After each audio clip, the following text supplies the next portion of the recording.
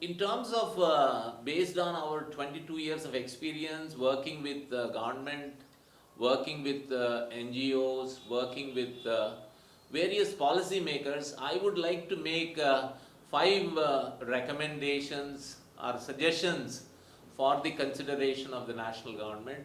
I think number one, when it comes to farmers, the government has done a lot of work and really appreciate the efforts made by the central government. But I think one of the important requests or demands from the farmers is to have legalize the minimum support price. I think it is a genuine demand, and I think the national government should consider giving a legal status, and this becomes the Prime Minister's guarantee for a minimum support price, so that whether the market players procure or the government procures, it must be above the minimum support price. Number two, I think agriculture needs to be looked at as an industry. That means the farmer producer organizations, the private companies involved, they must not look at farmers as just producers. They must be looked at as value chain actors, value chain players.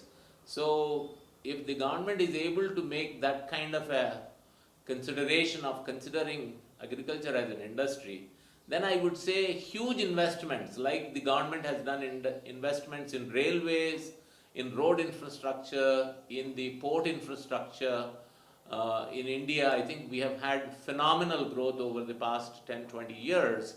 So I would say there is a need for a significant investment in agriculture, in creating common infrastructure like large-scale warehousing facilities, cold storage facilities, cold storage transportation facilities, drying platforms, and we also need infrastructure for food processing, not kind of at a very small scale, but very significant public investments, food processing in terms of both perishable commodities and non-perishable commodities, so that agriculture becomes globally competitive. So that's the second consideration that I have. The third is, I think Government of India, state governments have done phenomenal work in promoting and mobilizing and organizing farmers into FPOs, but they need more support for them to become sustainable, for them to become viable, for them to become business organizations, for them to facilitate their shareholder farmers to look at agriculture as business where there is input involved and there is a production and there is an output which is profitable. Today we know that agriculture is not profitable, and state government will have to step in, and the national government particularly has to step in a big way to make agriculture viable and profitable for the farmers. The fourth request that I have is, how do we ensure that technology is utilized by the farming sector?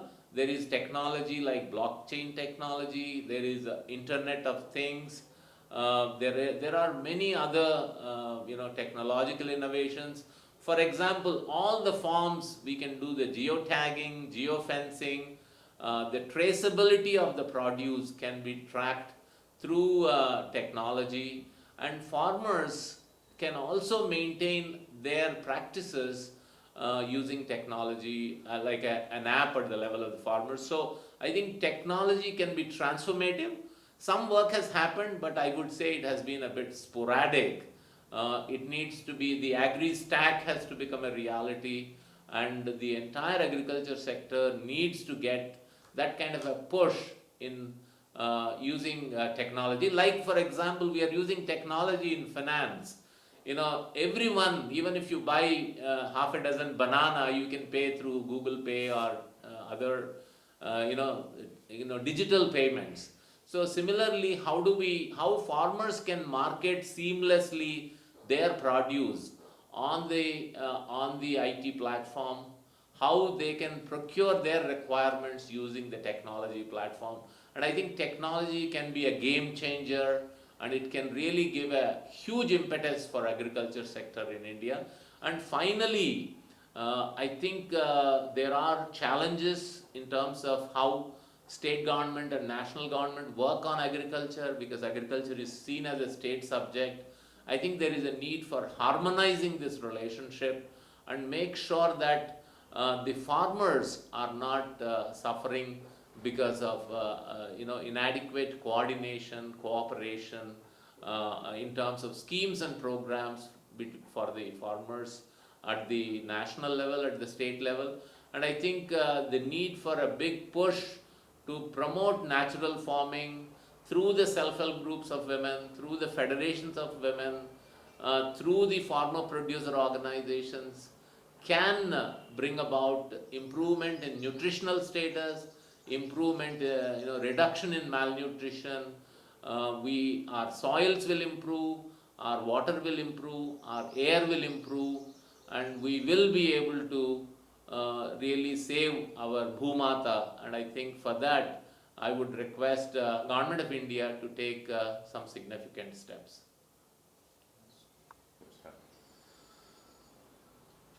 With regard to the effective use of mechanization and also use of technology for agriculture, I would say over the past 20 years or so, there has been a phenomenal improvement like drip irrigation, sprinkler irrigation, also using drones for spraying, harvesters for paddy, for groundnut.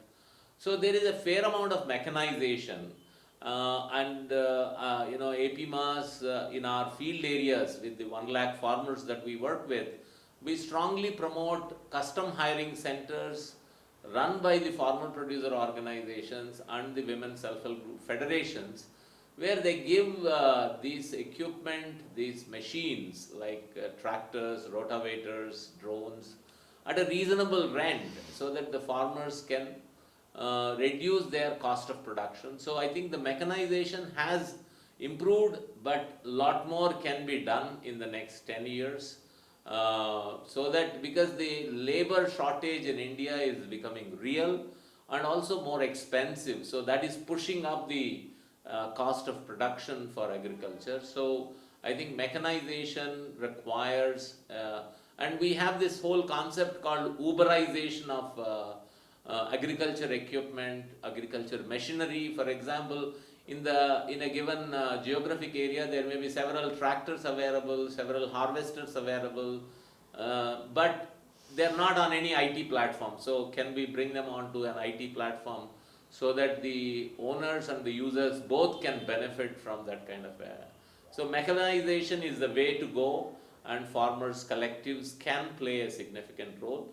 In terms of use of technology, both in terms of digitizing the farmers' land, digitizing their crops, digitizing their financial transactions, digitizing the marketing, I think is going to be a big improvement that will benefit both farmers as well as consumers.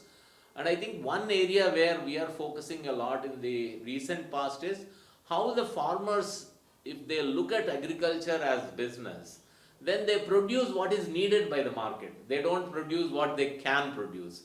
So let us say, for example, in a state of Telangana, there is shortage of fruits and vegetables, there is shortage of oil seeds, there is shortage of pulses. So how do we make sure that we do the mapping of the agriculture lands available and promote those crops that are needed by the consumers?